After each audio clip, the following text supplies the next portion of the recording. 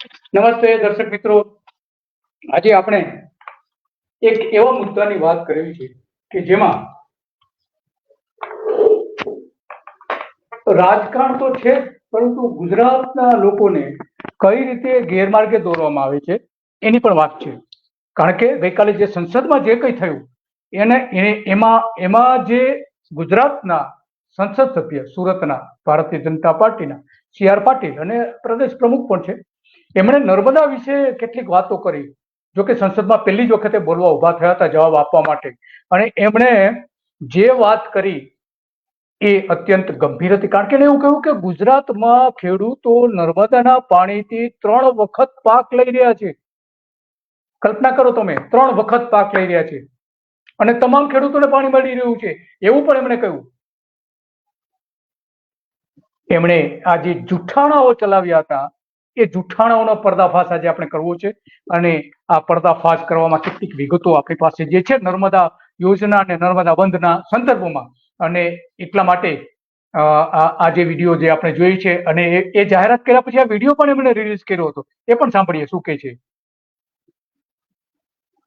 गुजरात के अंदर एक समय था जब पानी की कमी थी, मगर मान्यवर प्रधानमंत्री जी ने मुख्यमंत्री जब थे उसी टाइम उन्होंने पूरा प्लानिंग करते हुए आज गुजरात के हर गांव में पानी पहुंच रहा है, पीने के लिए भी पानी पहुंच रहा है। और नर्मदा योजना से सभी एग्रीकल्चर जो क्षेत्र है उसके अंदर भी पूरा पानी सबको मिल रहा है। पानी, हाँ, पानी पहुंच रहा है। हाँ, તો એમણે જે વાત કરી એના સંદર્ભમાં જ આજે આપણે વાત કરવી છે કે એમને આ જુઠ્ઠાણું શા માટે બોલવું પડ્યું, અને એના માટે ચર્ચા કરવા માટે ખેડૂત આગેવાન મનહરભાઈ પટેલ આપણી સાથે જોડાઈ રહ્યા છે.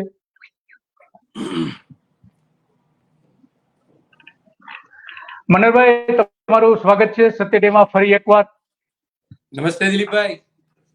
આજે આપણે તમે જે ગઈકાલે કેટલાક મુદ્દો જે ઉભો કરેલો એમાં આજે કેટલીક વિસ્તૃત વિગતો જે આપણે સાંભળી છે, તો એના સંદર્ભમાં કેટલીક ચર્ચા કરવી છે તમારી સાથે, અને આપણા દર્શકોને પણ સાચી સત્ય વિગતો રજૂ કરવી છે. કારણ કે આપણે હમણાં જે વિડીયો જોયો, હમણાં તમે પણ જોયો હશે, તો એમાં CR પાટીલ સંસદમાં સ્પષ્ટપણે કહે છે કે અમે જે આ સંસદમાં નર્મદા ને ખેડૂતોને, તમામ ખેડૂતોને પાણી મળી રહ્યું છે, તો 3 વખત ખેતીનો પાક લઈ રહ્યા છે, આવા જુઠ્ઠાણાઓ ચલાવ્યા છે.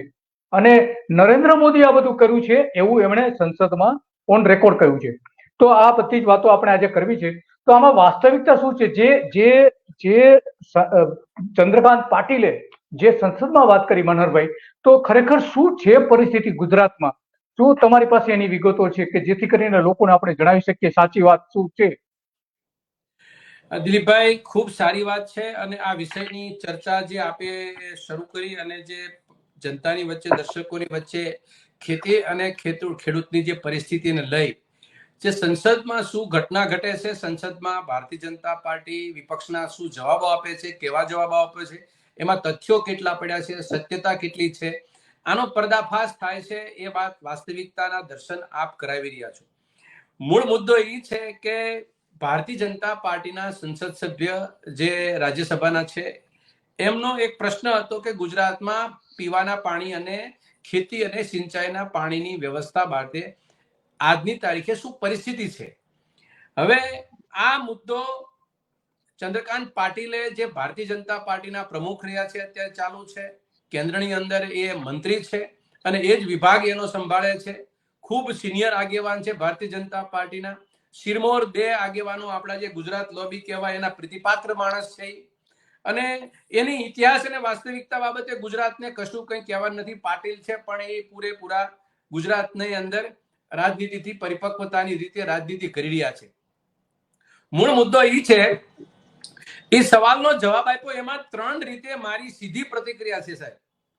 કે પહેલી વસ્તુ તો એ કે ગુજરાતમાં પાણીની કોઈ તકલીફ નથી, અને નરેન્દ્રભાઈ જયારે મુખ્યમંત્રી હતા ત્યારે એમને બધી સગવડતા કરીને પ્રધાનમંત્રી બન્યા છે.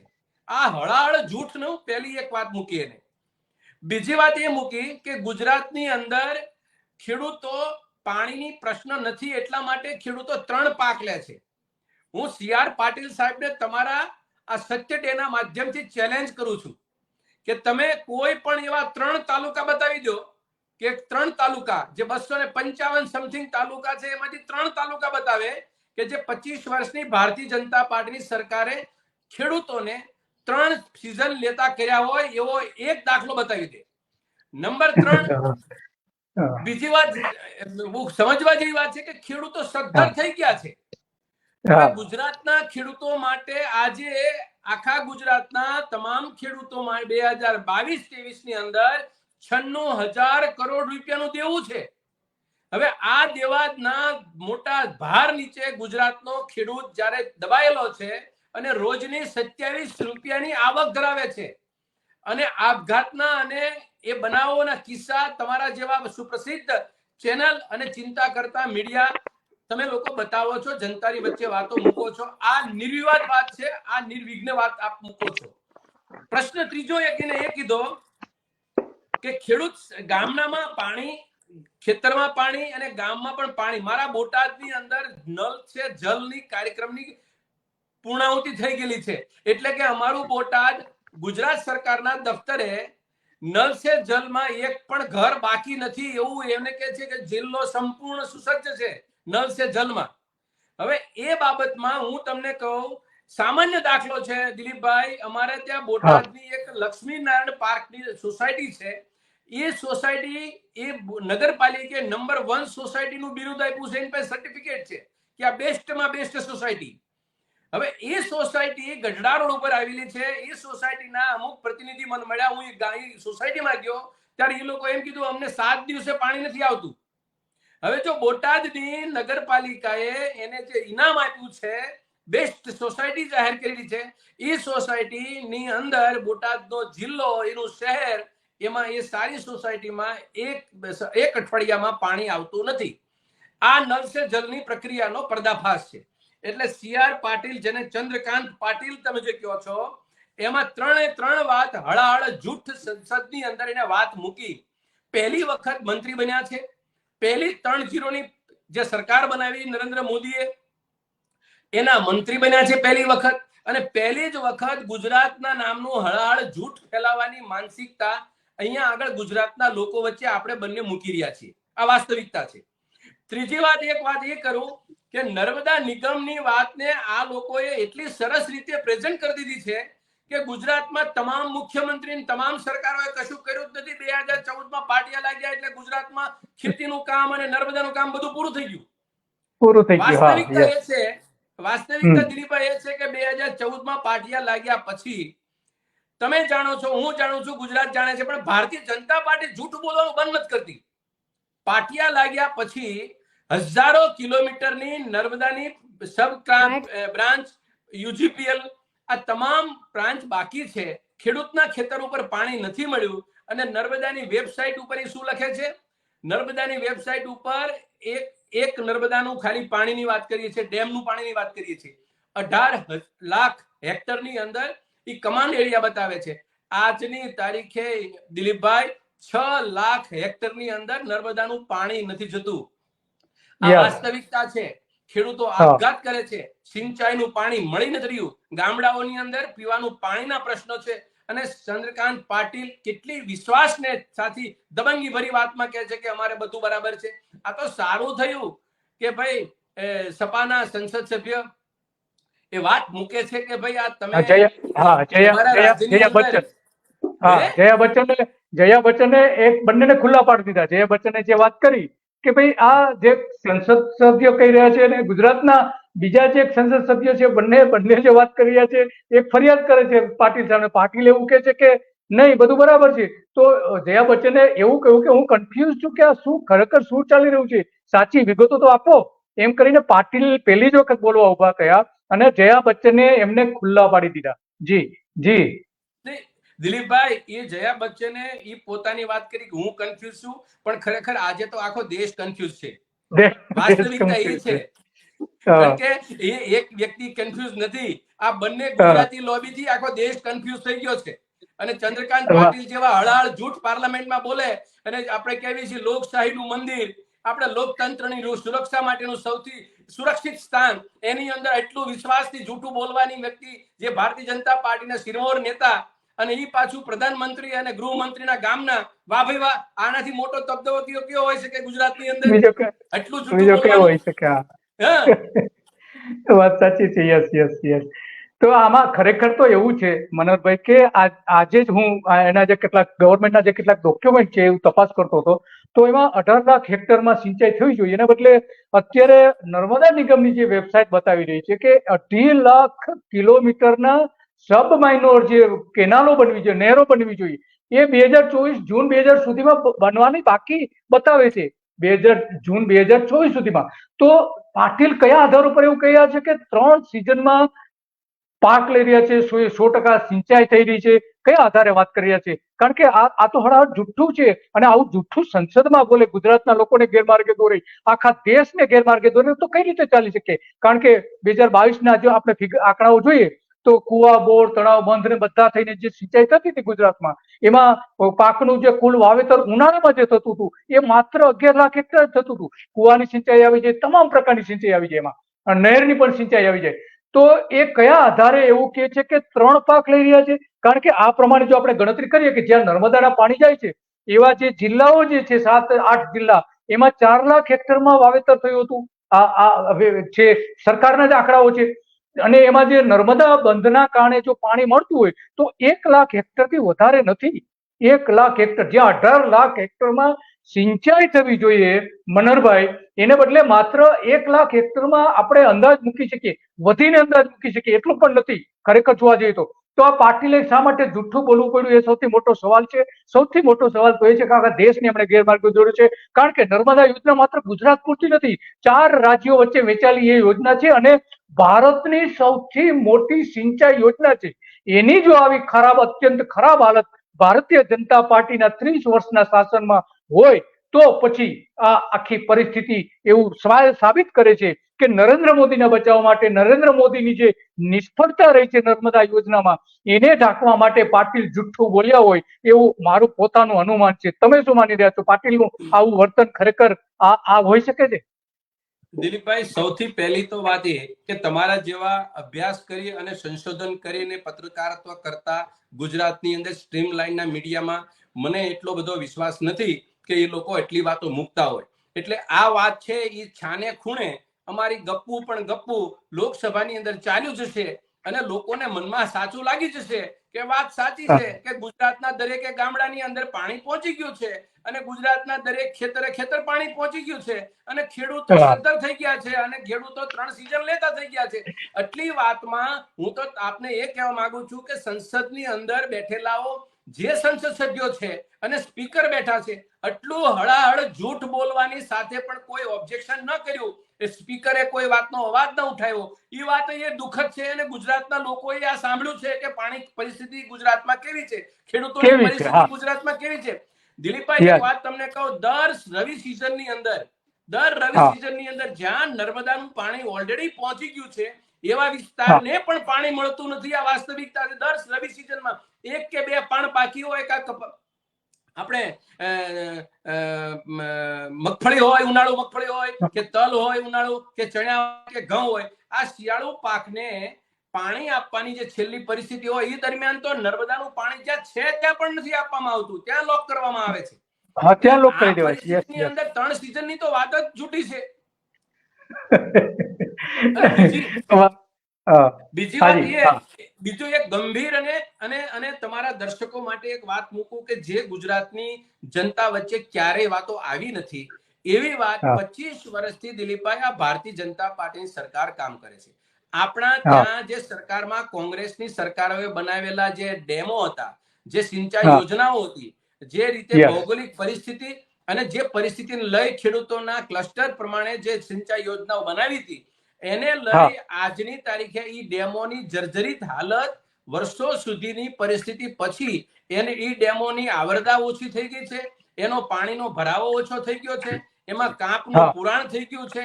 આ પ્રશ્નોની સાથે એ વિસ્તારની અંદર ભૂગર્ભ જળ દર વર્ષે 1 મીટર, સાયન્ટિફિકલી ડેટા મારી પાસે આંકડા છે કે ગુજરાતનું ભૂગર્ભ જળ દર વર્ષે 1 મીટર નીચું જતું રહ્યું છે.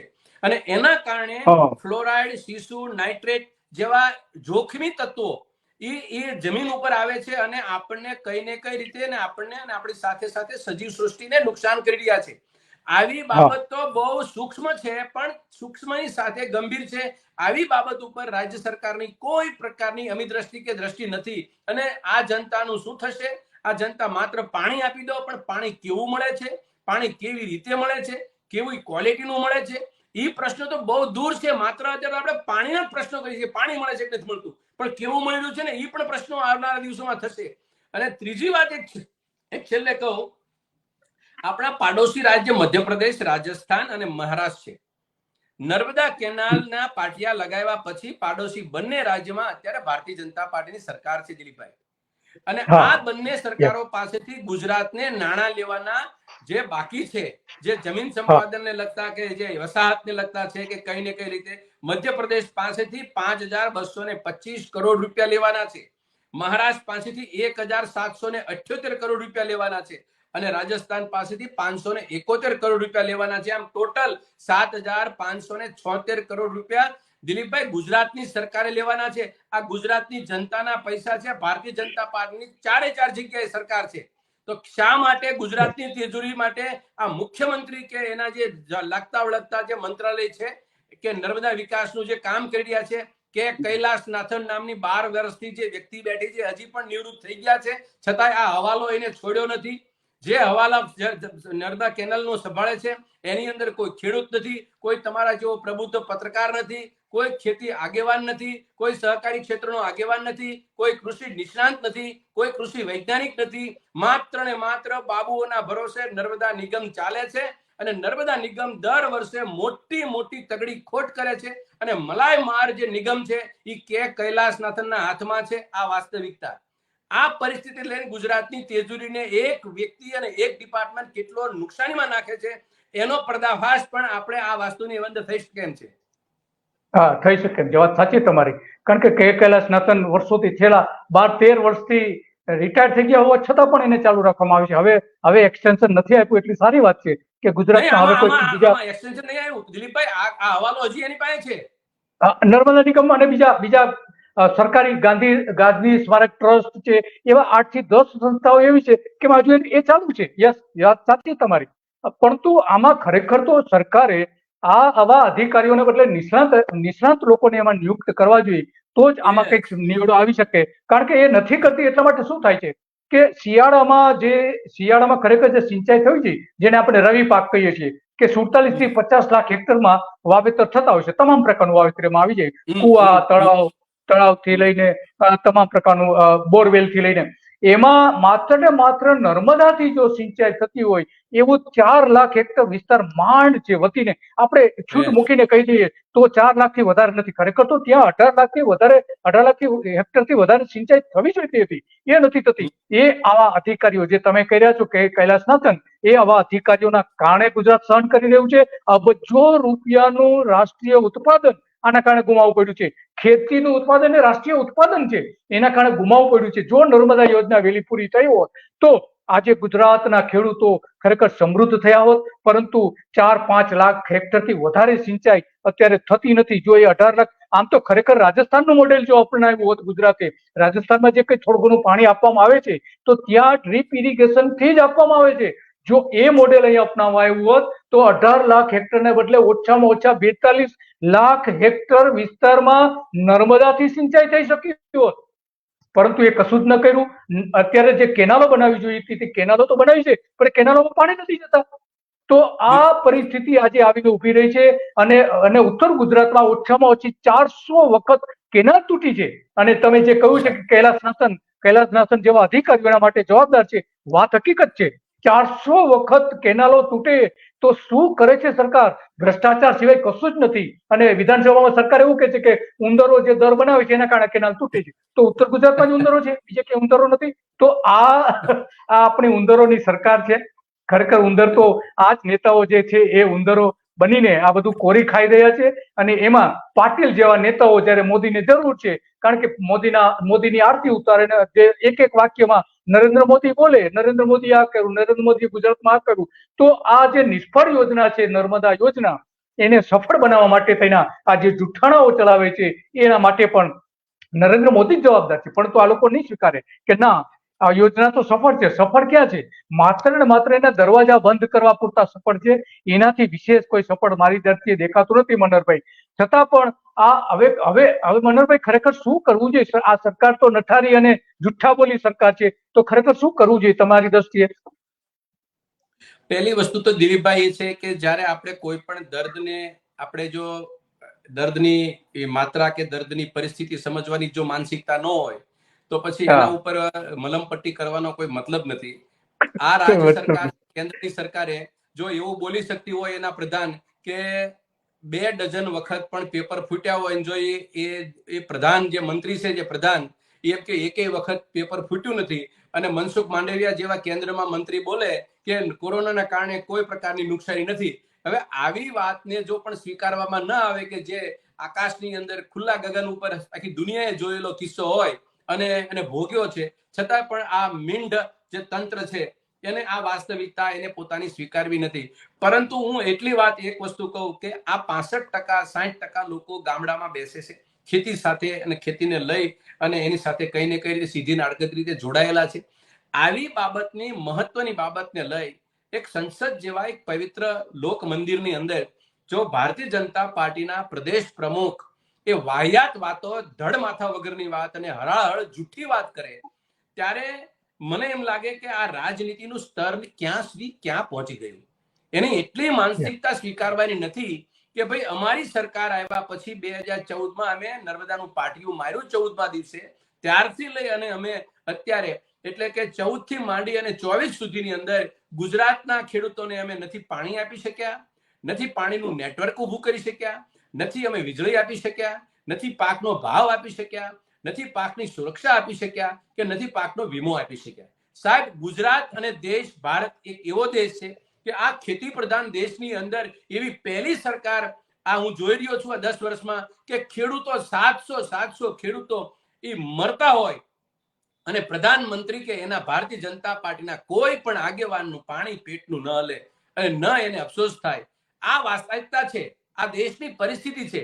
અને પછી તમે વિશ્વગુરુ બનવાના સપના સેવો છો, યુગ પુરુષ બનવાના સપના સેવો છો, કે દેશની જનતા તમને એ રીતે સ્વીકારવા તૈયાર નથી. જેનો અન્નદાતા જે છે, એક દાણામાંથી 400 દાણા પેદા કરનારની જો તમારી પરવા ન હોય, એ પરિસ્થિતિમાં એ ખેતી ઉપર આકાશને નીચે એના વચ્ચે કામ કરવાનું હોય, એ વાસ્તવિકતા સમજવાની તૈયાર તો નથી, પણ હળાહળ જૂઠ ફેલાવાની વાતો જો ભારતીય જનતા પાર્ટી કરતી હોય તો આને કોઈ ન પહોંચે, આને કોઈ ન પહોંચે. દિલીપભાઈ, નહીં પહોંચે. તમે જે મનોહરભાઈ જે વાત કરી હતી કે આ જે બંધો બનેલા છે, છેલ્લા 30 વર્ષથી એક પણ નવો મોટો બંધ એક પણ બન્યો નથી કે જેનાથી સિંચાઈ થઈ શકે એવો મોટો બંધ. તો અગાઉ જે બંધ બનેલા છે, આ તમે જે વાત કરી ને કે એની મેન્ટેનન્સ નથી થતું, એનું તમને એક ઉદાહરણ આપું કે અગાઉ જે બંધ બનેલા છે એમાં જે સિંચાઈ ક્ષમતા છે, એમાં નર્મદા યોજનાની થોડી ઘણી ક્ષમતા પણ આવી જાય છે કે 31 લાખ હેક્ટરની સિંચાઈ ક્ષમતા છે આ બંધોની. લગભગ 122 જેટલા બંધ થાય છે અને મોટા બંધ 19 છે. તો એમાં ખરેખર જે સિંચાઈ થાય છે 31 લાખ થવી જોઈએ, કારણ કે એની ક્ષમતા છે, એટલી નેરો બનાવેલી છે, તમામ પ્રકારની ફેસિલિટીઝ છે એના માટેની. પરંતુ ખરેખર તો 18,90,000 હેક્ટરમાં સિંચાઈ થઈ રહી છે. માત્ર ને માત્ર 18,90,000 હેક્ટરમાં સિંચાઈ થઈ રહી છે. તો એનો મતલબ એ થયો કે જો તમે આ જે જૂની યોજનાઓને તમે સાચવી ન શકતા હો, એના દ્વારા પૂરું પાણી ના પાડી શકતા હો, તો આ નર્મદા યોજનામાં માનો કે 100% કામ થઈ ગયું છે. 18 લાખ હેક્ટરમાં પાણી તમે પહોંચાડી દીધું છે. તો પણ આ હિસાબે આપણે ગણીએ તો પણ 10 લાખ હેક્ટરથી વધારે સિંચાઈ તમે કરી શકવાની ક્ષમતા તમારી સરકાર પોતે નથી ધરાવતી. એ આ આંકડાઓ ઉપરથી આપણે સાબિત કરી શકીએ છીએ. છતાં પણ જે જૂઠ ચલાવીને લોકોને ગેરમાર્ગે દોરે છે, એના કારણે હવે લોકો પણ જો કે જાગૃત થતા જાય છે. મનોહરભાઈ, આ ચૂંટણીમાં આપણે દેખાયું કે હવે લોકોની જાગૃતતા આવી છે, પરંતુ કેટલાક મુદ્દાઓ એવા છે ટેકનિકલ કે લોકો જાગૃત થશે તો પણ આ સરકારો રહેશે એવું તો મને લાગી રહ્યું છે. કારણ કે આ પ્રકારના જુઠ્ઠાણાઓ ચલાવીને લોકોને ગેરમાર્ગે દોરે છે અને લોકોને ભ્રમિત કરે છે કે નર્મદા યોજના 100% સક્સેસ છે. સક્સેસ નથી. માત્ર ને માત્ર પીવાના પાણીમાં અને ઉદ્યોગોને પાણી આપવામાં અને નહેરો અને તળાવો ભરવામાં જ સક્સેસ છે. નહેરની નદી અને તળાવો ભરવામાં જ તમે પાણી વેડફી રહ્યા છો. કચ્છના રણમાં છોડી દો છો. કચ્છના રણ જેવા રણમાં તમે પાણી છોડી દો છો અને ખેતરોમાં આપતા નથી. કેમ કેમ શાના માટે તમે ખેડૂત વિરોધી માનસિકતા ધરાવો છો? એનો મતલબ આ થયો. અને બીજી બાજુ સંસદમાં પણ ખેડૂતોને કે આખા દેશને તમે ગેરમાર્ગે દોરી રહ્યા છો. તો આવું ક્યાં સુધી ચાલશે મનોહરભાઈ? નહીં, તમારી વાત દિલીપભાઈ, એક બહુ વાત સાચી છે કે આ સરકાર માટે એક લીટી જો વાત કરવી હોય ને તો એ કરાય કે આ સરકારને 25 વર્ષમાં એને સમય વેડફી નાખ્યો. 25 વર્ષમાં કરોડો રૂપિયાનું દેવું કરીને પૈસો વેડફી નાખ્યો. 25 વર્ષની અંદર જે વીજળી સરકાર પેદા કરતી હતી એ બધા બંધ કરી દીધા, પ્લાન્ટ બંધ કરી દીધા, એટલે વીજળી વેડફી નાખી. 25 વર્ષની અંદર યુવા ધનને એપ્રોપ્રિએટ પ્લેટફોર્મ નું આપ્યું, યુવા ધનને બરબાદ કર્યું. અને આજે હું તમને કહું, દરિયાકાંઠા ઉપર કરોડો રૂપિયાનું ડ્રગ્સ પકડાય છે. તમે 2 દિવસ પહેલા તમે સુરતનો કિસ્સો તમે જુઓ, કેવા કેવા યુવાનીઓ જસદણથી પકડાયા, કેવા કેવા યુવાન લોકોને આજે રોજગારીને નથી કે કઈ ને કઈ મહત્વાકાંક્ષી કે લાલચને કારણે સરકારી એવી કઈ પ્લેટફોર્મ બનાવી રહી છે કે યુવાનોને આ કામ કરતા પણ અચકાતા નથી. એવો કયો ડર એને હતો, એ ડર એને લુપ્ત કરી દીધો આ સરકારે. એ ભારતીય જનતા પાર્ટી સરકારના આગેવાનો, સરકારમાંથી બેઠેલા કમળના ખેસ વાળા આગેવાનો અત્યારે પકડાય છે આમાં. એટલે એનો મતલબ એમ દિલીપભાઈ કે ભારતીય જનતા પાર્ટીનો ખેસ પહેરો. એટલે આપણે ભાઈ આ અમરેલીમાં આજ પ્રમુખ બોલતા હતા કે તમારે કઈ પણ તકલીફ હોય, નોકરી જોઈતી હોય તો કમળનો ખેસ પહેરલો એટલે તમને ભાજપમાં આવી જાવ એટલે તમને બધું મળી જાય. વાત બહુ સાચી. ભારતીય જનતા પાર્ટીનું આવો એટલે આપણે પેલા ઓલા કર્ણના કવચ અને કુંડળ પહેરા બરાબર થઈ જાય છે. એટલે તમે કોઈ પ્રકારનું તમારે કોઈ ચિંતા નથી કરવાની. એ ભારતીય જનતા પાર્ટી આવી લાલચ આપી યુવાનોને ગેરમાર્ગે દોર્યા છે. અને હું તો કહું છું, આવનારી પેઢી માં જો ક્યારેય પણ કોઈ બોલવાનું, એક લીટી લખવાનો મોકો મળે કે ગુજરાતની અંદર યુવાધન કયા કારણસર બરબાદ થયું હતું, તો કહેવું પડશે કે 25 વર્ષ ભારતીય જનતા પાર્ટીની આ સરકાર રહી, એના કારણે માત્ર ને માત્ર આ ગુજરાતનું યુવાધન બરબાદ થયું છે, દરિયાકાંઠો બરબાદ થયો છે. શિક્ષણ જગતની અંદર માફિયાઓ પેદા કર્યા છે. સારું શિક્ષણ, સાચું શિક્ષણ ને સહજ શિક્ષણ કોઈ આપી શક્યા નથી. એ આમના પાપે આ બધું બન્યું છે ગુજરાતની અંદર. એટલે પેઢીઓ આપણને માફ નહીં કરે આ પરિસ્થિતિની અંદર. એ વખતે આ ભારતીય જનતા પાર્ટીનું નામ એક કાળા અક્ષરે લખાવવું પડશે, લખાશે. હા, સ્વાભાવિક છે. કારણ કે બેકારી એટલી બધી મોટા પ્રમાણમાં છે કે લોકોને રોજગારી નથી મળતી. જેને રોજગારી મળે છે એને પૂરતો પગાર નથી મળતો, એટલે એ અર્ધ બેકાર જેવા હાલત હોય છે એની. 8,000 10,000 એન્જિનિયરોને પગાર એટલો આપવામાં આવે છે. અને હવે આ બજેટમાં તો સીતારમણે જે જાહેરાત કરી કે અમે સ્ટાઇપેન્ડ આપીશું, તો કંપનીઓને તો ઘી કેળા થઈ ગયા. જે કર્મચારીઓ છે એને છૂટા કરી દેશે અને નવા કર્મચારીઓ લેશે કે એને સ્ટાઇપેન્ડ સરકાર પાસેથી લઈ અને એના કર્મચારીઓને આપશે. તો સરકાર માત્ર ને માત્ર ઉદ્યોગપતિઓની હોય એવું લાગી રહ્યું છે. કારણ કે નર્મદા કેનાલમાંથી જે મોટા ભાગનું પાણી જાય છે એ ઉદ્યોગોને જઈ રહ્યું છે. આપણે આણંદ અને આસપાસના વિસ્તારમાં જોઈએ છે કે જે ખરેખર ત્યાં ખેડૂતોને એની સિંચાઈ માટેનું પાણી આપવાની જરૂર હતી, ત્યાં ઉદ્યોગોને પાણી આપી રહ્યા છે. તો આવી હાલત છે. આપણે જોઈએ છે કે જો પાટીલની વાત માનો કે 3 ઋતુની વાત છોડી દો, ત્રણ પાક લે છે એની વાત છોડી દો, પરંતુ 2 પાક જો લેતા હોત તો પણ 2 વખત સિંચાઈ અત્યારે જે કરવામાં આવે છે, સરકારના સિંચાઈ વિભાગના આંકડા એવા કે છે કે 2 વખત સિંચાઈ થતી હોય એવો માત્ર ને માત્ર 9,30,000 હેક્ટર વિસ્તાર જ છે. 9,30,000 હેક્ટર જ્યાં 2 વખત સિંચાઈ થતી હોય. તો આ પાટીલ કયા આધાર ઉપર કે છે? ગુજરાતના પ્રજા સમક્ષ પાટીલે અને ભૂપેન્દ્ર પટેલની સરકારે સાચા આંકડાઓ શું છે એ જાહેર કરવું જોઈએ. કેમ એમની વેબસાઇટ પર ક્યાંય આ આંકડાઓ બતાવવામાં નથી આવતા અને લોકોને ગેરમાર્ગે દોરે છે આ રીતે પ્રધાનો આ પ્રકારના નિવેદનો આપીને? તો આ બધા પ્રશ્નો આજે સામે આવીને ઉભા રહે છે મનોહરભાઈ. અને એટલા માટે લોકોની સામે આજે પ્રશ્નો ઉભા થયા છે કે પાટીલ ગુજરાતમાં હતા ત્યાં સુધી જૂઠું બોલતા હતા એવું નથી. સંસદમાં ગયા પછી, પ્રધાન બન્યા પછી પણ જૂઠું બોલી રહ્યા છે. અહીંયા જૂઠું બોલીને લોકોને ભરમાવ્યા હતા એ પણ આપણે સારી રીતે જાણીએ છીએ. અને ઘણા બધા વિવાદો પણ થયા હતા. તો મનોહરભાઈ શું કરવું જોઈએ? પાટીલે માફી માંગવી જોઈએ, પાટીલે ગુજરાતમાં આવીને સાચી વિગતો જાહેર કરવી જોઈએ, ભૂપેન્દ્ર પટેલે સરકાર તરફથી સાચી વિગતો જાહેર કરવી જોઈએ કે ખરેખર નર્મદા યોજનાનું સ્ટેટસ શું છે, અથવા તો જે સ્વતંત્ર કોઈ એક નાગરિક સંગઠન બનીને સુરેશ મહેતા જેવા આગેવાનોને આગળ રાખીને કે એ પ્રકારનું કોઈ સંગઠન બને અને સાચો વિસ્તાર જાહેર કરે કે ખરેખર કેટલું સિંચાઈ થઈ રહી છે, શું થવું જોઈએ તમારી દ્રષ્ટિએ આ 3 વિકલ્પોમાંથી? દિલીપભાઈ, ખૂબ સાચો સવાલ છે, વ્યાજબી સવાલ છે કે કઈ ને કઈ ગુજરાતની ભૂમિ ઉપર વાસ્તવિકતાના દર્શન થવા જોઈએ. અને એના માટે કોઈ ગેરમાર્ગે દોરતી હોય, કોઈ હિસ્ટ્રી ખોટી આપતા હોય કે કોઈ બનેલી ઘટનાને કોઈ વિપરીત રીતે મૂકતા હોય, પાર્લામેન્ટને મૂકતા હોય, તો એનો પર્દાફાશ થવો જોઈએ. એનો એક રોલ તો આપ પ્લે કરી રહ્યા છો. વાસ્તવિકતા છે, આ સત્યડેની કિંમત પણ એ લોકોને ખબર છે કે આ પ્લેટફોર્મ ઉપરથી સાચી વાત હંમેશા પ્રેઝન્ટ થાય છે અને સાચી વાતના લોકોને એ સમર્થન પણ કરે છે. એટલે આપણે ધીરે ધીરે, ભલે આપણી સ્પીડ નહીં હોય એટલી, કારણ કે આ એક 25 વર્ષની પેઢી ગયેલી પાર્ટી છે. જનતાના દિમાગમાં પણ અમુક પ્રકારના કઈ ને કઈ રીતે એના તામઝામ એવા હતા કે કઈ ને કઈ અભિભૂત પણ જનતા થઈ છે. પણ સમયે વાસ્તવિકતા અને તથ્યો આવે છે ધીરે ધીરે સામે, એટલે પાર્લામેન્ટની અંદર પણ અત્યારે જે નજારો છે એ બદલાઈ ગયો છે અને આ લોકોને ભાન થશે. પણ અમારા આપણા તમારા બધાના આપણા સૌરાષ્ટ્રના અંદર ડોહાઓમાં એક કહેવત હતી કે એ પ્રકૃતિ છે ને પ્રાણ સાથે જાય. એટલે જૂઠું બોલવાની માનસિકતા ભાજપ વાળાની આખા જે મોદી પરિવારની જે છે ને એ ક્યારેય તમારે એની અપેક્ષા બદલી નાખવાની અપેક્ષા રાખતા હોય તો દિલીપભાઈ આપણે સફળ નહીં થઈએ. આપણે તો એ વસ્તુમાં માનીએ કે ઓઘો હળગે છે ને તો પાણી શોધવા નહીં જવું, આપણે બચે એટલા બચાવી લઈ, જેથી કરીને આપણે ઓઘાની અંદરથી બચેલો ફૂલ છે એ ઢોર ઢાંખરને કામમાં આવે. મનોહરભાઈ, તમારો ખૂબ ખૂબ આભાર. આપણો સમયની મર્યાદા છે અને તમે ફરી આવા કોઈક મુદ્દાઓ પર આપણે જોડીશું. તમારો ખૂબ ખૂબ આભાર. થેન્ક યુ દિલીપભાઈ. તો હતા મનોહરભાઈ પટેલ કે જે ખેડૂત અને ખેતી વિશે સારું જ્ઞાન ધરાવે છે અને એમણે જે બધી વાતો કરી એ ખરેખર એક ગુજરાતના નાગરિકોએ વિચાર કરવા જેવો છે કે સત્ય કે હકીકતોથી ભરેલું એક શ્વેત પત્ર સરકારે જાહેર કરવું જોઈએ. જો સરકાર જાહેર ન કરે તો વિરોધ પક્ષ અથવા તો સ્વતંત્ર નાગરિકોએ બ્લેક પેપર જાહેર કરવું જોઈએ કે જેથી ખરેખર ગુજરાતમાં નર્મદા યોજનાની શું સાચી સ્થિતિ છે એનો ખ્યાલ આવી શકે કે ખરેખર કેટલી સિંચાઈ થઈ રહી છે. અત્યારે 18 લાખ હેક્ટર સિંચાઈ થવી જોઈએ, એના બદલે કેટલા હેક્ટરમાં ખરેખર સિંચાઈ થઈ રહી છે અને શું કારણો છે એ શોધી કાઢે તો આમાં કંઈક ઉકેલ આવે એવું લાગી રહ્યું છે. આ જ મુદ્દાઓ પર હવે પછી આપણે આગામી દિવસોમાં પણ આપણે ચર્ચા કરતા રહીશું. આજે બસ આટલું જ. નમસ્તે.